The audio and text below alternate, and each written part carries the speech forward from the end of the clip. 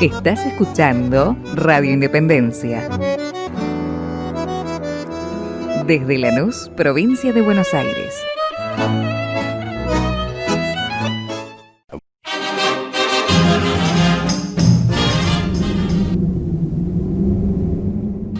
Me encuentro sentado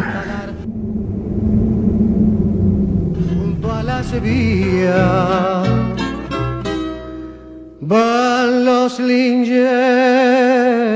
Las misioneras del general, como dicen las descamisadas, y donde hay una misionera, mi general, hay una mujer. No habrá ninguna. No podíamos estar sin café. en un amplio salón de reuniones. A los que con su adhesión cardenal Aparece esa visión, interesada, puesta austero pero muy luminoso, pero me saluda. Tengo entendido, general, que cuando usted se instala en la capital, en Buenos Aires, se ensambla, digamos así, a una nueva familia, con una nueva estructura. Bueno, como les decía anteriormente, nos incorporamos a la familia que presidía mi abuela paterna, doña Dominga Dutey de Perón, en la casa de la calle San Martín, al 500, que estaba integrada por dos hijas de su primer matrimonio, Vicente y Baldomera Martiarena. Ambas eran maestras. Y dos nietos, Julio y María Amelia Perón, hijos de Tomás Hilario Perón, un hermano de Mario, mi padre, que se había suicidado 5 años atrás. Y contigua a la casa de la abuela, en San Martín 548, funcionaba la escuela primaria de la Catedral Norte, del Distrito 1, donde se desempeñaban mis tías y que años después tomará el nombre de Escuela General San Martín.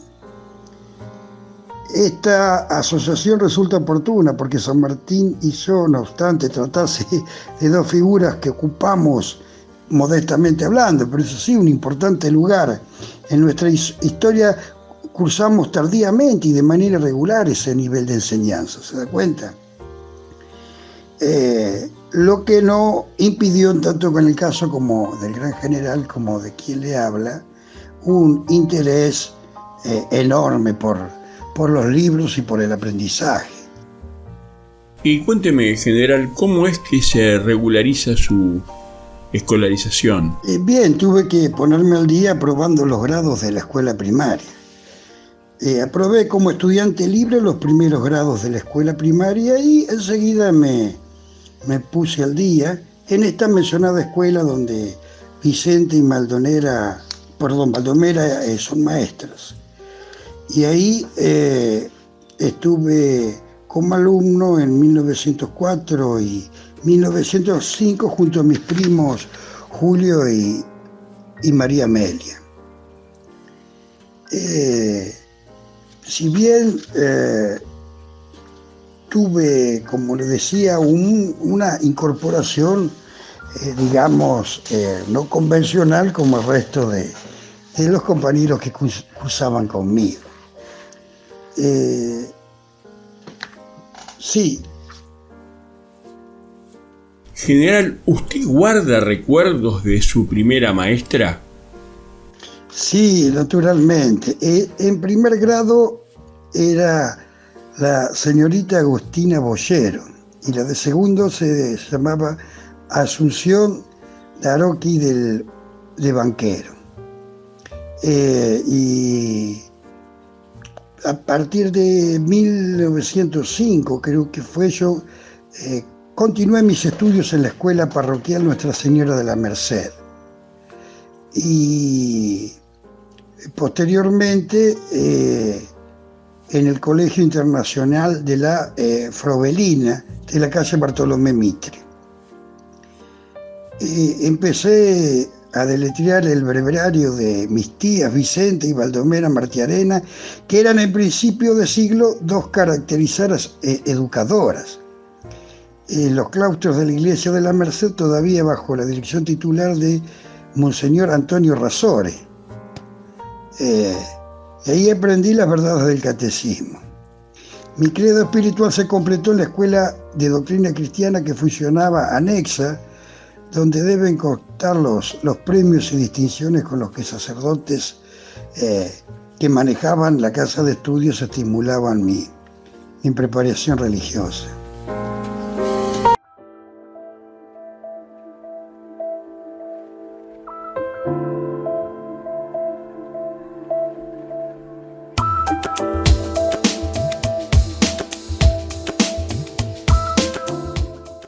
Les agradezco profundamente el que hayan llegado hasta esta histórica Plaza de Mayo.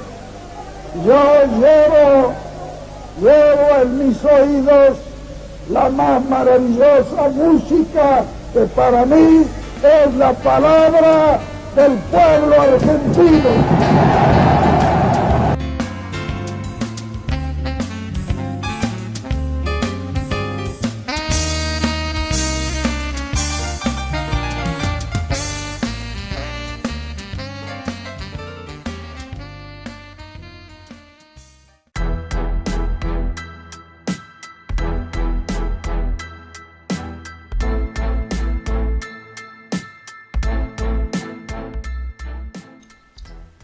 Muy buenas noches, queridos oyentes de Retrovisor. En esta oportunidad, desde la columna de salud Dr. Ramón Carrillo, volvemos a invocar la voz del Dr. Ramón Carrillo, de su propia mano, de su propia letra, de su escritura, del libro Teoría del Hospital. Vamos a la página 52 y abordamos el génesis de un hospital. En la introducción, en un título que él pone, que es ¿Cómo nace un hospital? Existe, como todos ustedes saben, una ley biológica que se llama Ley Biogenética Fundamental de Haeckel y dice que en la historia o vida de los seres se repite en escala menor toda la historia o vida de la humanidad. Es, en suma, la evolución bilateralmente considerada. La ontogenia, es decir, el desarrollo de cada ser viviente desde su primera célula germinal hasta la adultez, reproduce la filogenia, es decir, el desarrollo de la especie a partir de otras especies más antiguas. Por este principio, la historia de un hospital de un pequeño pueblo en formación reproduce en forma abreviada toda la historia de los hospitales en el curso de los siglos. La ontogenia de la asistencia en un lugar determinado reproduce la filogenia de todas las instituciones asistenciales dentro de la historia de la medicina.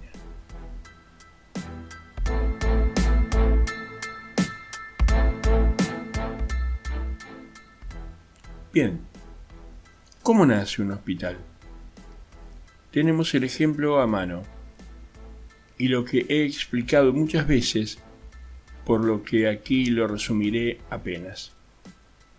Primero, en una localidad cualquiera se reúne un grupo de vecinos para fundar una sala de primeros auxilios, forma empírica de la medicina asistencial.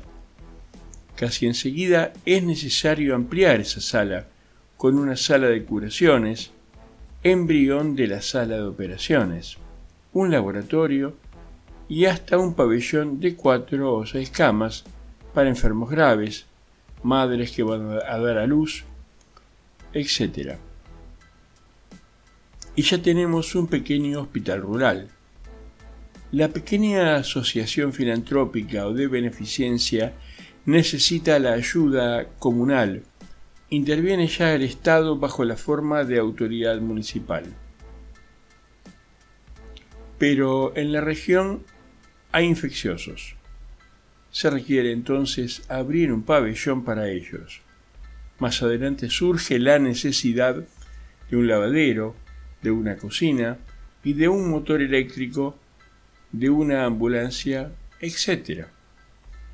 Estamos en la exigencia o necesidad de un verdadero hospital subsidiado por la comuna.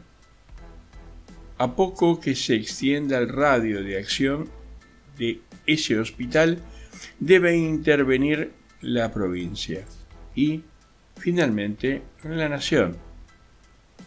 Ya el hospital ha trascendido sus límites y tenemos que de la primitiva sala de primeros auxilios hemos creado, con mediación primero de los vecinos, luego de la comuna, enseguida de la provincia y por fin de la nación, un hospital general con anexos para tuberculosos, para leprosos, infecciosos, maternidad, etc.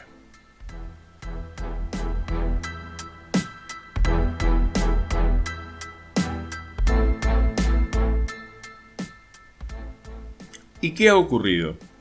Simplemente que a mayor diferenciación de servicios hospitalarios, mayor concentración de los servicios. De los hospitales pequeños, polivalentes, no diferenciados, se pasa a los especializados, que son monovalentes. Todo lo cual da con la ley que hemos señalado y que, como es lógico, repercute en la ciencia y el arte arquitectónicos, tanto como la ciencia médica. Porque, a estas alturas, estamos en el hospital social que trasciende lógicamente a la familia y pasa luego a ser también un centro de cultura y de educación sanitarias. Quiero decir que en cualquier pueblo nuestro podemos seguir el desarrollo hospitalario desde su forma empírica de salvación individual hasta su forma social de protección colectiva, todo lo cual influye sobre las proyecciones de la arquitectura hospitalaria. El dispensario de 4 paredes y un consultorio, llegamos a nuestra concepción de ciudad-hospital y del centro sanitario.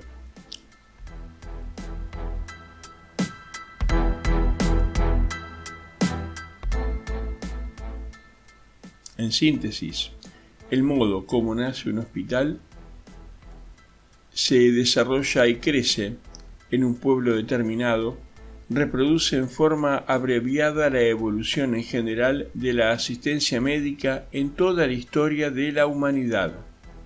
La ontogenia es reproducción abreviada de la filogenia.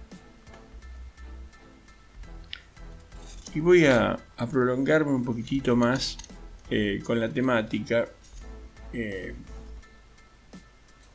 un fragmento del capítulo Centro Sanitario y Ciudad Hospital. Estos son 2 conceptos nuevos en materia de organización de la asistencia médica preventiva y curativa. Quizás no son nuevos en cuanto a los principios, pero sí en su forma de aplicación al medio ambiente nacional. En cierto modo se trata de una doctrina argentina sobre la cual se edificarán las obras fundamentales del Plan Quinquenal del Ministerio de Salud Pública de la Nación.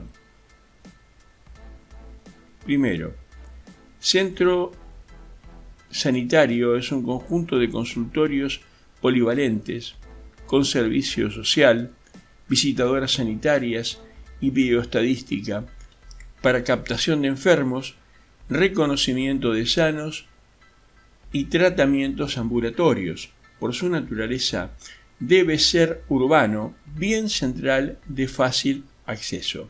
Y allí, por medio de ambulancias, un servicio muy completo de transportes, se remitirán los enfermos a la ciudad hospital.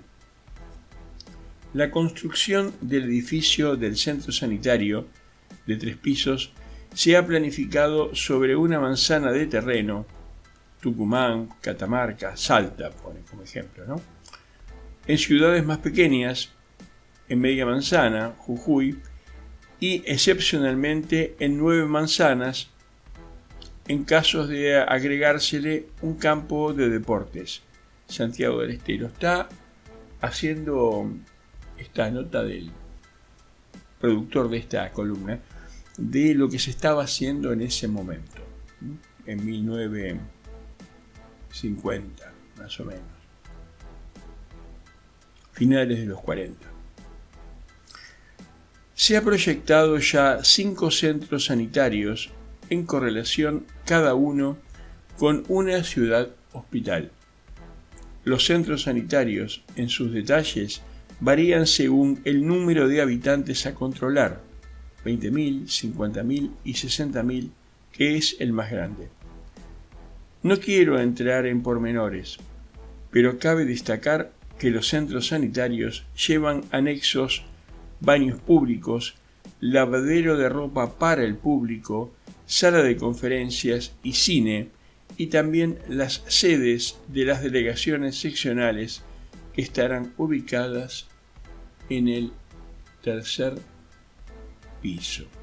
Y concluyo ahí la lectura del texto para dejar un poco de espacio a la reflexión y poder observar lo que es planificación, lo que es gestión de Estado, lo que es pensar en un otro como el componente indispensable de esto que llamamos patria.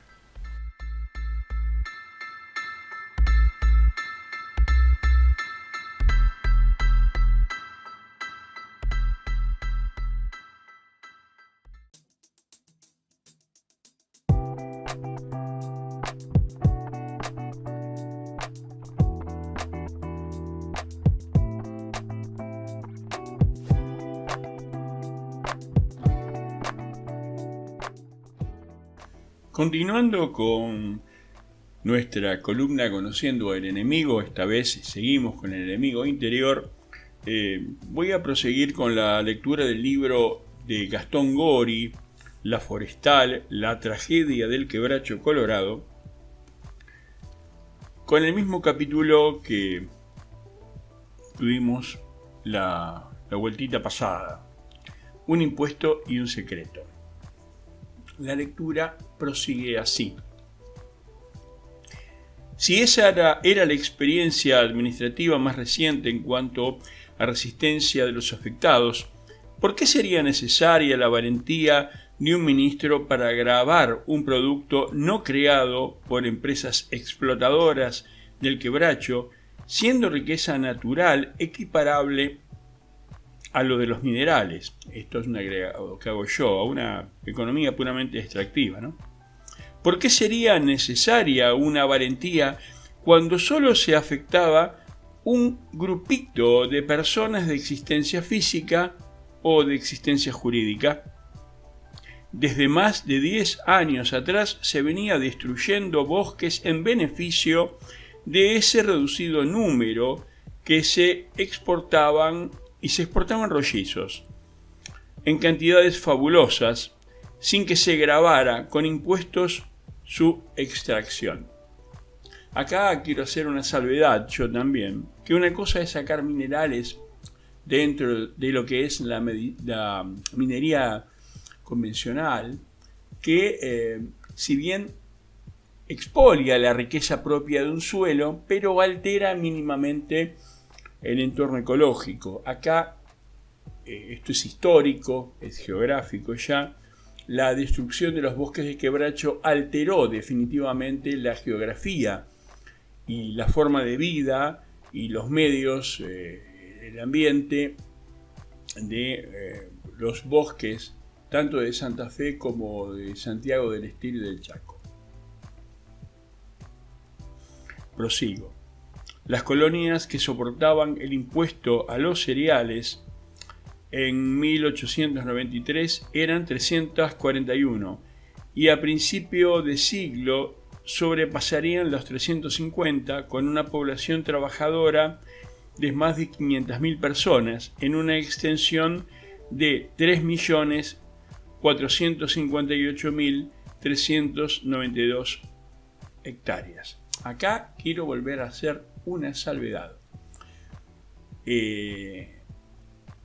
cuando se cobraba un impuesto sobre los cereales, similar quizás a las retenciones, acá se cobraba impuesto a la producción directamente, ni siquiera a las retenciones son más justas, se está cobrando impuesto sobre algo que se genera desde el trabajo de la tierra, el plantado de la semilla y la cosecha. En el cambio, en la explotación del quebracho es ir y cortar. Está bien, yo lo simplifico porque implica una logística la extracción, pero no lo vamos a comparar con el proceso productivo que implica la siembra, la agricultura. Sigue el texto. Si no hubo inconveniente en afectar el producto del trabajo de esas colonias, ¿por qué vacilarían hasta la complacencia los gobiernos anteriores en gravar la extracción de una riqueza natural realizada prácticamente por una empresa que poseía más de la 10ª parte de todo el territorio provincial? Hablamos de Santa Fe, ¿no? ¿Por qué necesitaba ser valiente el ministro que ahora propiciaba el proyecto, cuando solo era una empresa, la forestal, que surgía arrolladora, camino a monopolizar la industria del quebracho y cuyos inmensos beneficios salían hacia Inglaterra? La tierra que poseía para obrajes superaba las 600 leguas, y siendo el paralelo con los campesinos, estos eran argentinos o inmigrantes definitivamente radicados en nuestro país, formando parte de nuestra población laboriosa. Trabajaban con sus brazos la tierra propia o ajena, invirtiendo su dinero en el país como capital argentino. Los industriales de quebracho eran en su mayoría capitalistas extranjeros que exportaban sus ganancias y que tenían como único fin el lucro, explotando mano de obra argentina. Las ganancias de los campesinos eran limitadas, escasas, insuficientes en general. Las ganancias de empresas como la forestal eran fabulosas. ¿Por qué un ministro de Hacienda debía ser necesariamente valiente para crear un impuesto que las afectara con cautelosa moderación, como se reconociera en la Cámara de Diputados al considerarse el monto del impuesto?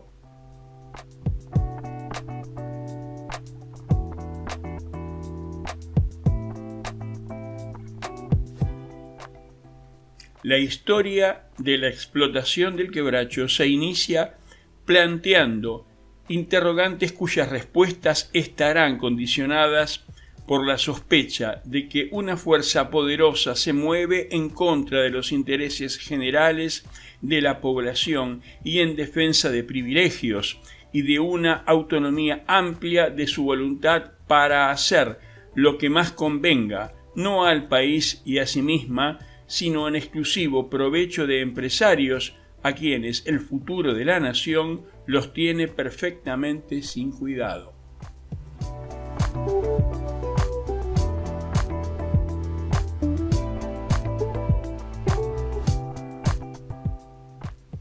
Se eligió para presentar el proyecto la sesión de las cámaras que coincidía con el tratamiento de la construcción del puerto. Pareciera que la valentía del ministro no fuese más que un atributo personal disminuido por la oportunidad encontrada de fundamentar el nuevo impuesto, no porque la explotación del quebracho en escala fabulosa estaba demostrado hasta la evidencia el privilegio de los que aprovechan sin recompensar al fisco, sino porque un puerto estaba por construirse. Era una forma de atacar por el costado lo que desde años atrás debió afrontarse con razones puramente fiscales fundadas en la justicia y la equidad.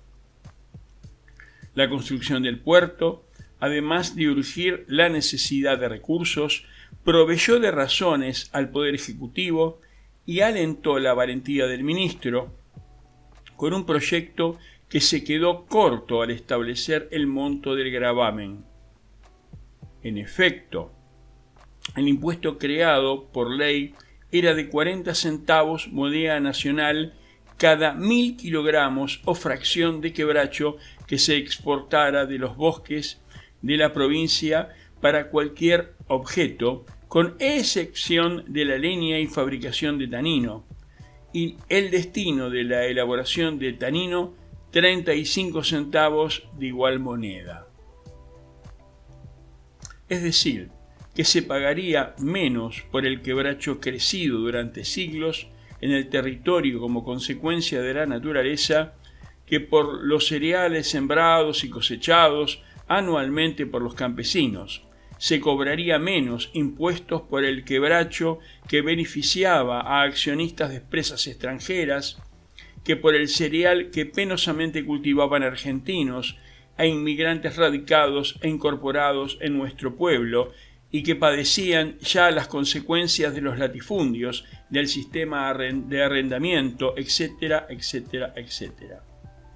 La forestal, LTDA, ejercía mayor poder entre las bambalinas de los gobiernos que se sucedieron con sus notas y entrevistas que la masa popular que se rebelara en 1891 por aplicación con auxilio de la fuerza pública de un impuesto que resultaba irritante. La democracia fue siempre atacada desde arriba.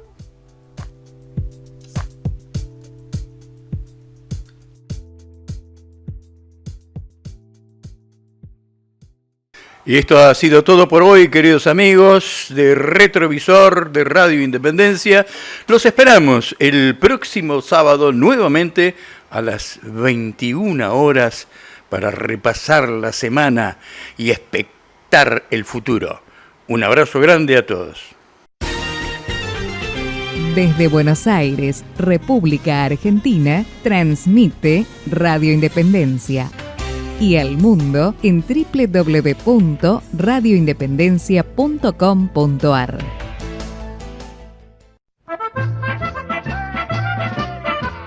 Llega la alegría italiana a Radio Independencia AM 1160. Viva Italia en Hola Sicilia, con Alfonso Rey, Liliana Martino, Perla Costa, Saverio, Roxy, Hilda y todo un gran equipo. No te lo pierdas, te va a gustar. Viva Italia en Hola Sicilia, los domingos a las 9 de la mañana por Radio Independencia AM 1160.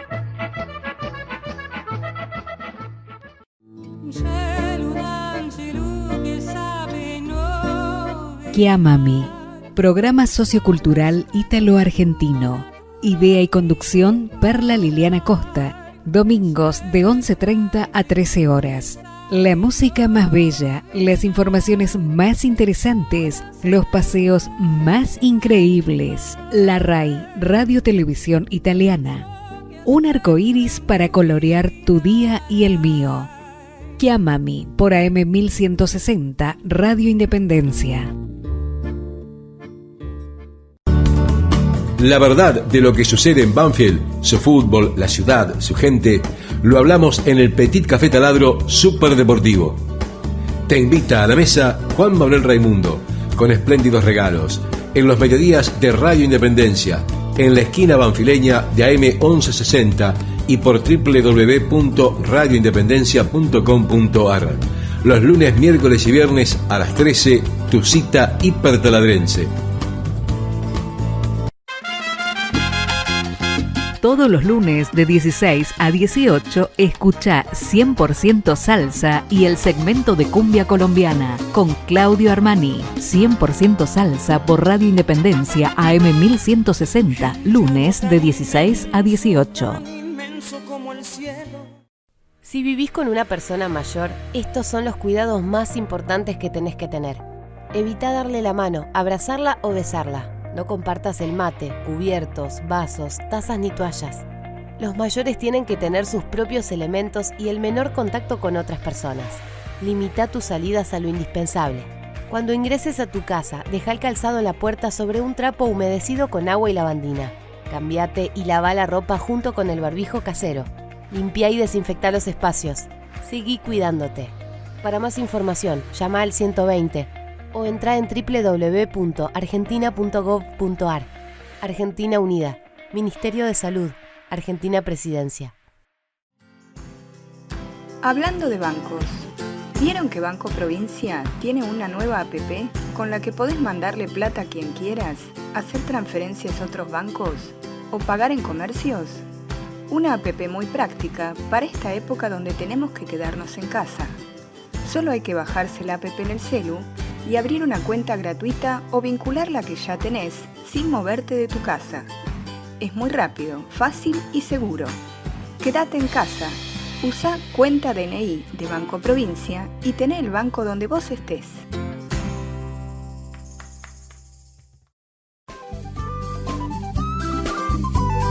Esta radio que te informa y entretiene es integrante de la Red Federal de Arbia, Asociación de Radiodifusores Bonaerenses y del Interior de la República Argentina. www.arbia.org.ar.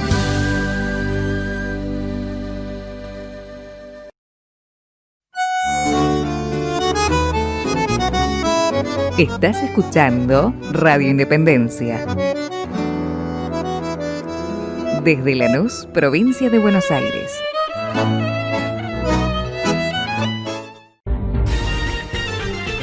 Desde Buenos Aires, República Argentina, transmite Radio Independencia